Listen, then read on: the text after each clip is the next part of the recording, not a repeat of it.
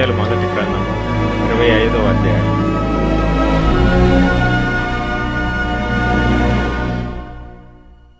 సమూయేలు మృతి నొందగా ఇశ్రాయేలీలందరూ కూడుకొని అతడు చనిపోయేనని ప్రలాపించుచు రామాలోనున్న అతని ఇంటి నివేశనములో అతని సమాధి చేసిన తరువాత దావీదు లేచి పారాను అరణ్యమునకు వెళ్ళెను. కర్మెలులోని మాయోనునందు ఆస్తిగలవాడొకడు కాపురముండెను. అతడు బహుభాగ్యవంతుడు. అతనికి 3000 గొర్రెలను 1000 మేకలను ఉండెను. అతడు కర్మెలులో తన గొర్రెల బొచ్చు కత్తిరించుటకై పోయి ఉండెను. అతని పేరు నాబాలు. అతని భార్య పేరు అబీగయీలు. ఈ స్త్రీ సుబుద్ధి గలదై రూపస్యయుండెను. అయితే చర్యలను బట్టి చూడగా నాబాలు మోటువాడును దుర్మార్గుడునై ఉండెను. అతడు కాలేబు సంతతివాడు.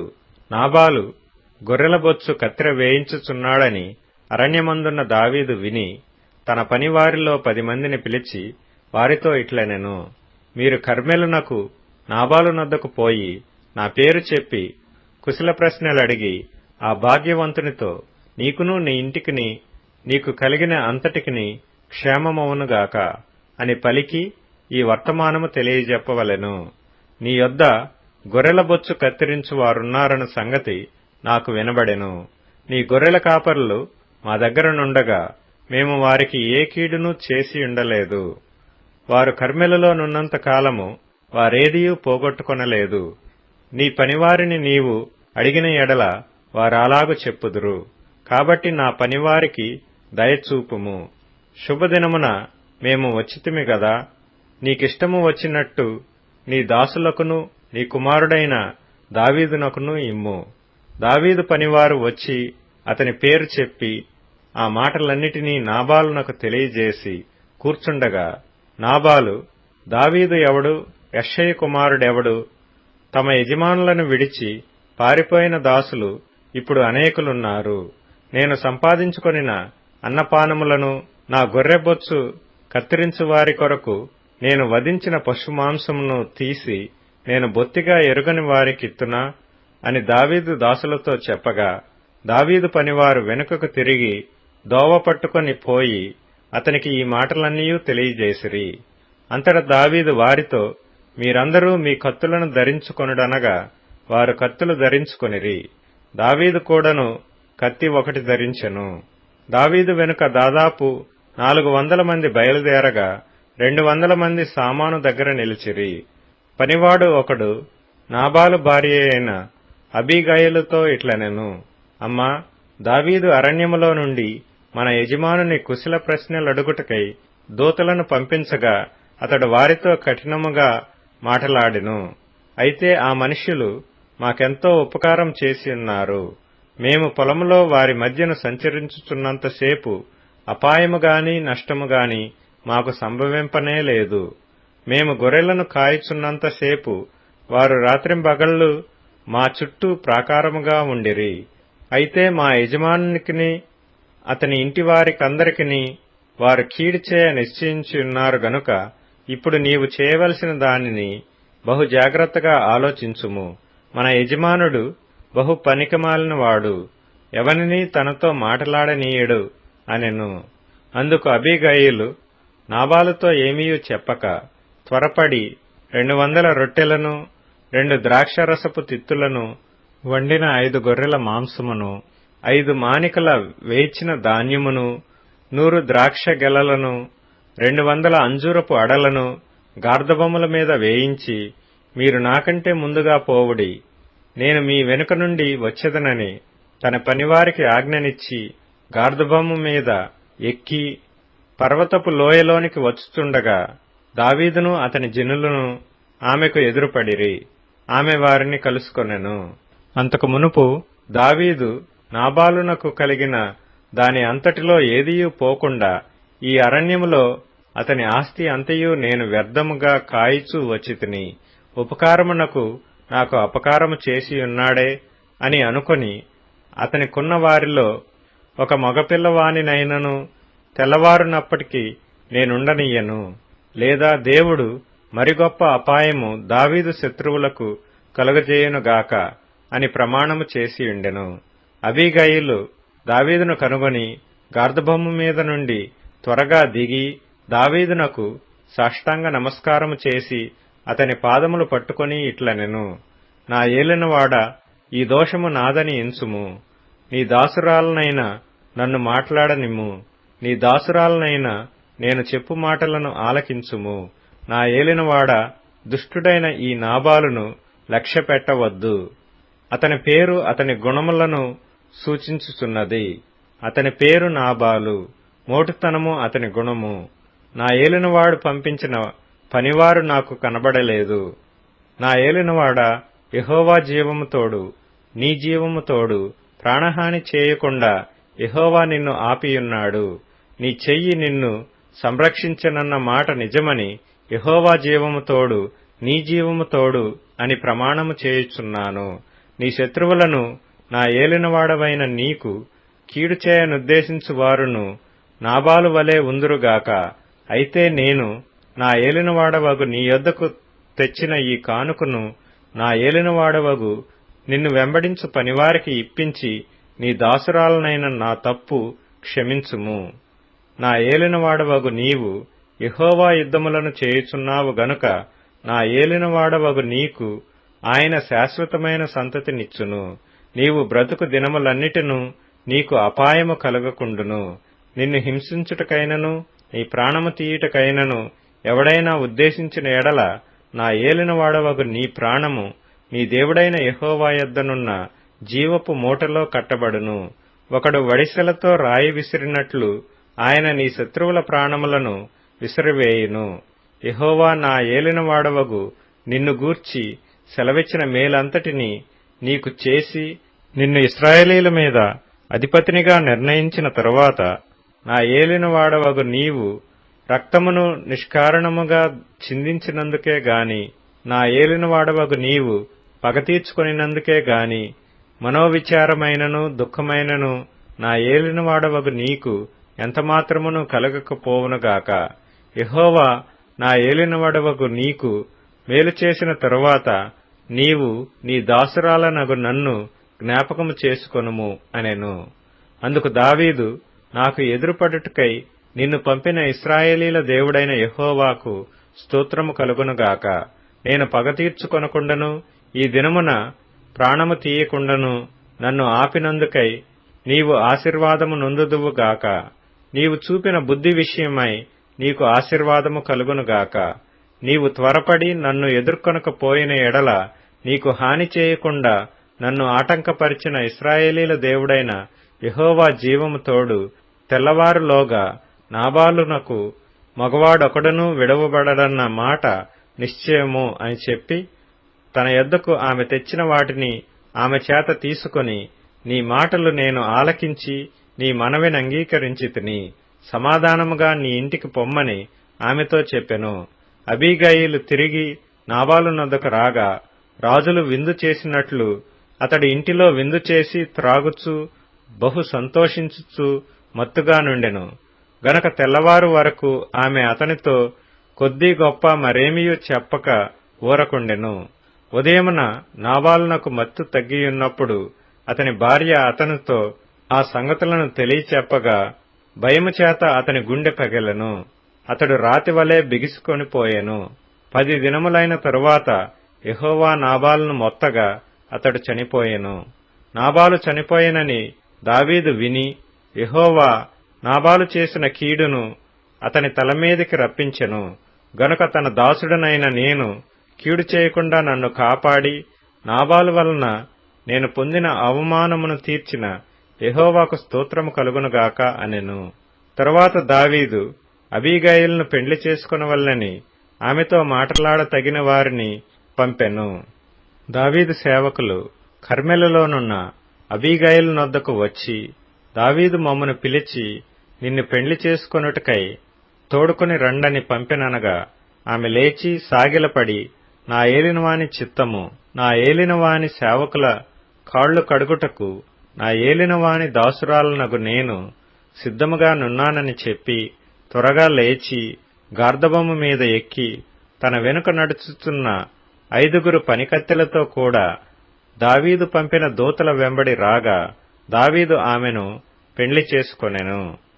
మరియు దావీదు యెజ్రెయేలు స్త్రీ అయిన అహీనోయమును పెండ్లి చేసుకొని ఉండెను. వారిద్దరూ అతనికి భార్యలుగా ఉండిరి. సౌలు తన కుమార్తె అయిన మీకాలు అను దావీదు భార్యను పల్తీయేలను గలీము వాడైన లాయీషు కుమారునికి ఇచ్చియుండెను.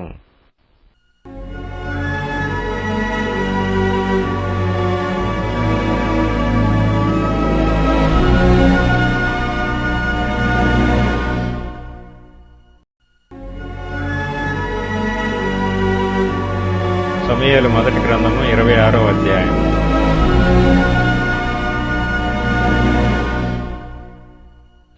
అంతట జీఫీయులు గిబియాలో సౌలునొద్దకు వచ్చి దావీదు యెషీమోను ఎదుట హకీలా మన్యములో దాగియున్నాడని తెలియజేయగా సౌలు లేచి ఇశ్రాయేలీలలో ఏర్పరచబడిన 3,000 మందిని తీసుకొని జీపు అరణ్యములో దావీదును వెదుకుటకు జీపు అరణ్యమునకు పోయెను.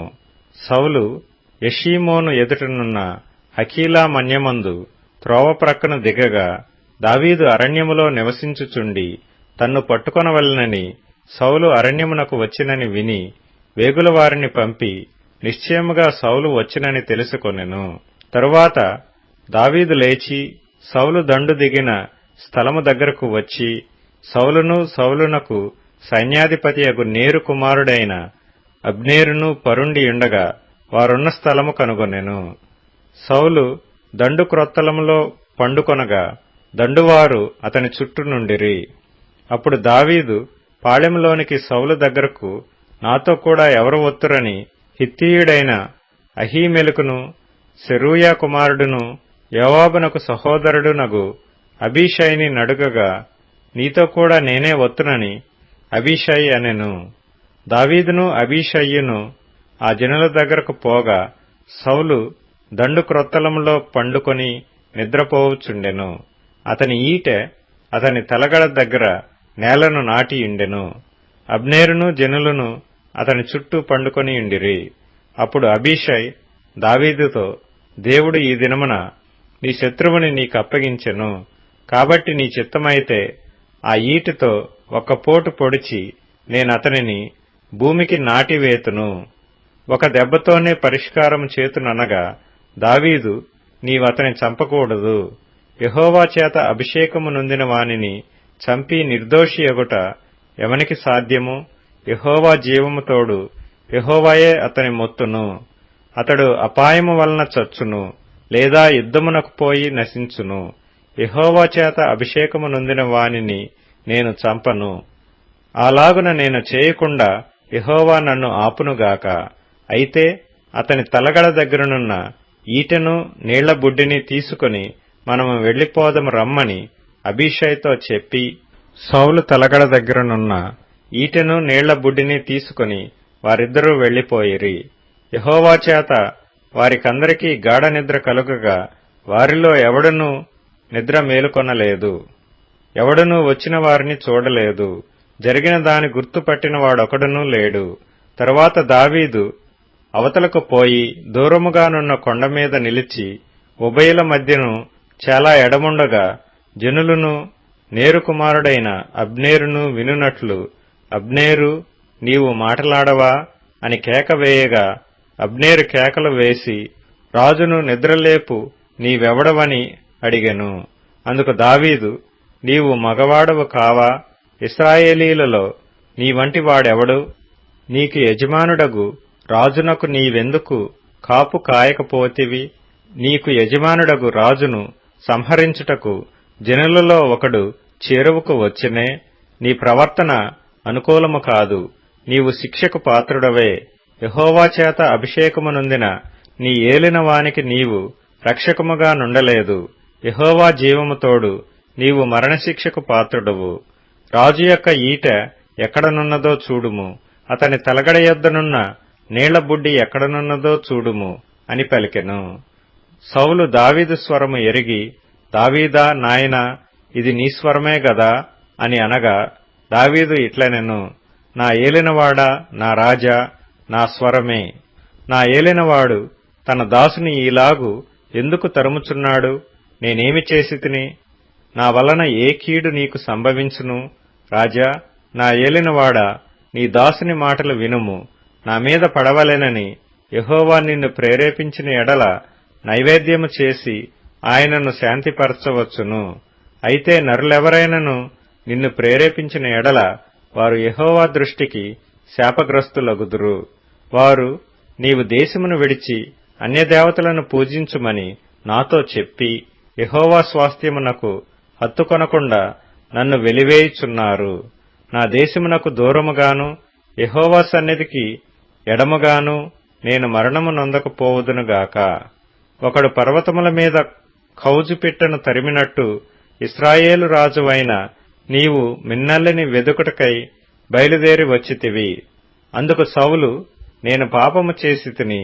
ఈ దినమున నా ప్రాణము నీ దృష్టికి ప్రియముగా నుండిన దాని బట్టి నేను నీకిక కీడు చేయను.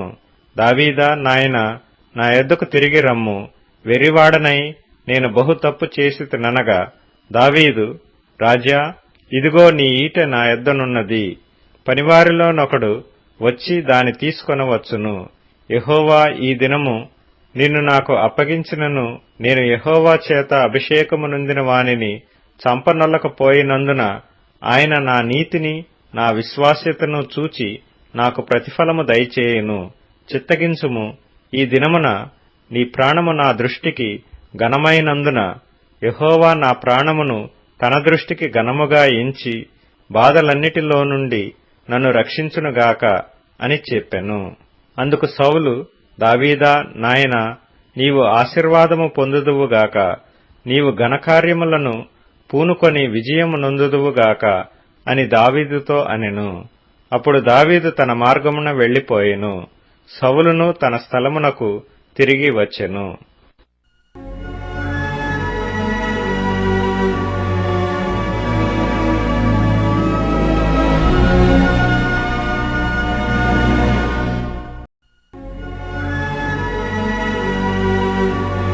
సమూయేలు మొదటి గ్రంథము 27వ అధ్యాయం.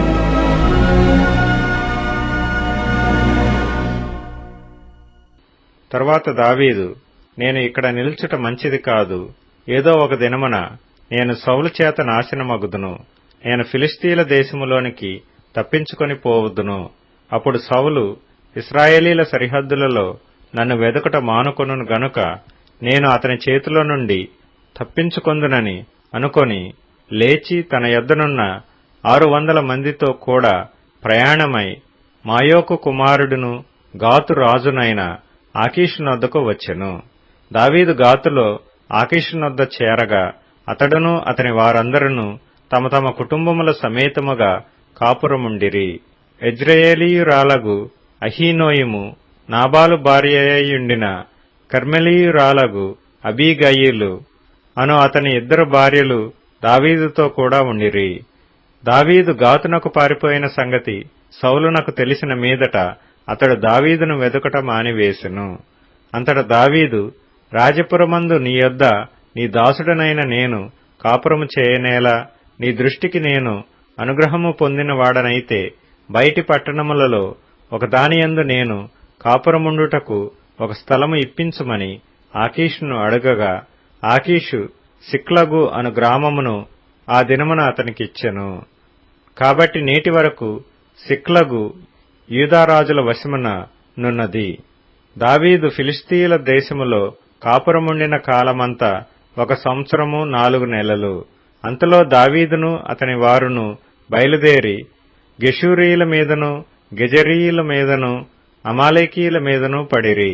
ప్రయాణస్థులు పోవు మార్గమున షూరు నుండి ఐగుప్తు వరకు నున్న దేశములో వారు పూర్వము కాపురముండగా దావీదు ఆ దేశస్థులను హతము చేసి మగవానినేమి ఆడుదానినేమి ఎవరినీ సజీవులుగా విడువక గొర్రెలను ఎడ్లను గార్ధబములను ఒంటెలను వస్త్రములను దోచుకొని తిరిగి ఆకీషునొద్దకు వచ్చెను. ఆకీషు, ఇప్పుడు మీరు దండెత్తి దేశములో జొరబడితిరా అని దావీదును అడగగా దావీదు, యూదాదేశమునకును హెరహ్మెలీయుల దేశమునకును కేనీయుల దేశమునకును దక్షిణముగా మేము ఒక ప్రదేశములో జొరబడితిమనెను. అలాగున దావీదు చేయుచూ వచ్చెను.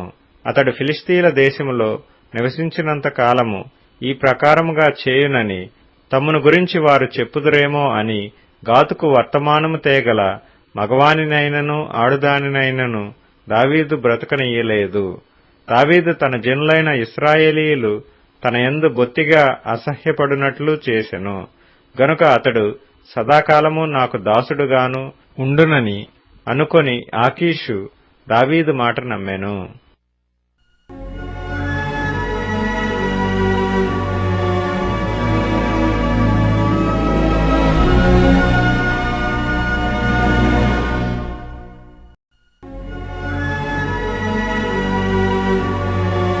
సమూయేలు మొదటి గ్రంథము 28వ అధ్యాయం.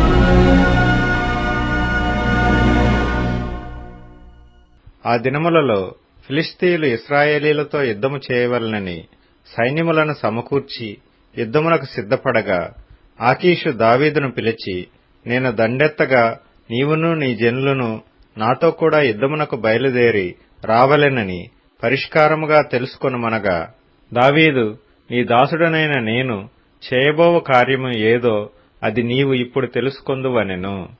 అందుకు ఆకీషు, అలాగైతే నిన్ను ఎప్పటికీ నాకు సంరక్షకుడుగా నిర్ణయింతుననెను.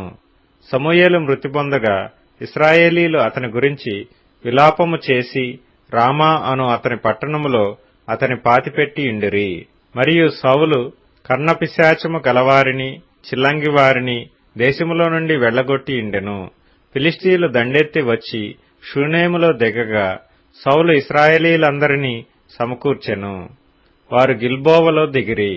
సౌలు ఫిలిష్తీయుల దండును చూచి మనసునందు భయకంపము నొంది యెహోవా యొద్ద విచారణ చేయగా, యెహోవా స్వప్నము ద్వారానైనను ఊరీము ద్వారానైనను ప్రవక్తల ద్వారానైనను ఏమీయూ సెలవీయకుండెను. అప్పుడు సౌలు, నా కొరకు మీరు కర్ణపిశాచము గల ఒక స్త్రీని కనుగొనుడి, నేను పోయి దాని చేత విచారణ చేతునని తన సేవకులకు ఆజ్ఞ ఇయ్యగా, వారు చిత్తము ఏందోరులో కర్ణపిశాచము గల యొకత ఉన్నదని అతనితో చెప్పిరి.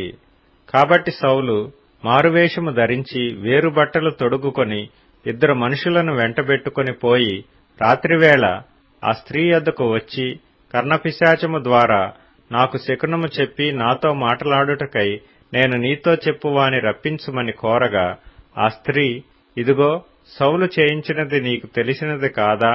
కర్ణపిశాచము గలవారిని చిల్లంగివారిని అతడు దేశములో ఉండకుండా నిర్మూలము చేసిన గదా, నీవు నా ప్రాణము కొరకు ఉరియొగ్గి నాకు మరణమేల రప్పింతువు అని అతనితో అనెను.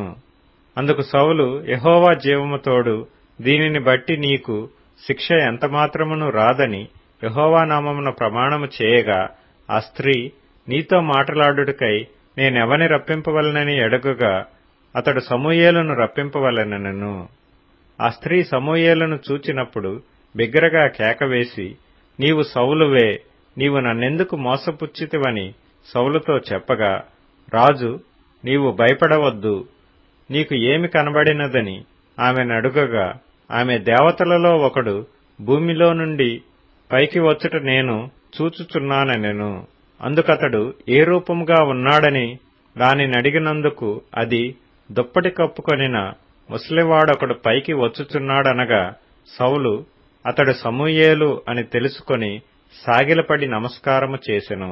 సమూయేలు, నన్ను పైకి రమ్మని నీవెందుకు తొందర పెట్టితివని సౌలునడగగా, సౌలు, నేను బహుశ్రమలోనున్నాను. ఫిలిష్తీయులు నా మీదికి యుద్ధమునకు రాగా దేవుడు నన్ను ఎడబాసి ప్రవక్తల ద్వారానైనను స్వప్నముల ద్వారానైనను నాకేమీయూ సెలవీయకయున్నాడు. కాబట్టి నేను చేయవలసిన దానిని నాతో తెలియజెప్పుటకై నిన్ను పిలిపించుతునెను. అందుకు సమూయేలు, యెహోవా నిన్ను ఎడబాసి నీకు పగవాడు కాగా నన్ను అడుగుట వలన ప్రయోజనమేమి? యెహోవా తన మాట తన పక్షముగానే నెరవేర్చుచున్నాడు. నా ద్వారా ఆయన సెలవిచ్చియున్నట్టు నీ చేతి నుండి రాజ్యమును తీసివేసి నీ పొరుగువాడైన దావీదునకు దానినిచ్చియున్నాడు. యెహోవా ఆజ్ఞకు నీవు లోబడక అమాలేకీల విషయములో ఆయన తీక్ష్ణమైన కోపము నెరవేర్చకపోయిన దానిని బట్టి యెహోవా నీకు ఈ వేళ ఈ ప్రకారముగా చేయుచున్నాడు. యెహోవా నిన్నును ఇశ్రాయేలీయులను ఫిలిష్తీయుల చేతికి అప్పగించును. యెహోవా ఇశ్రాయేలీయుల దండును ఫిలిష్తీయుల చేతికి అప్పగించును.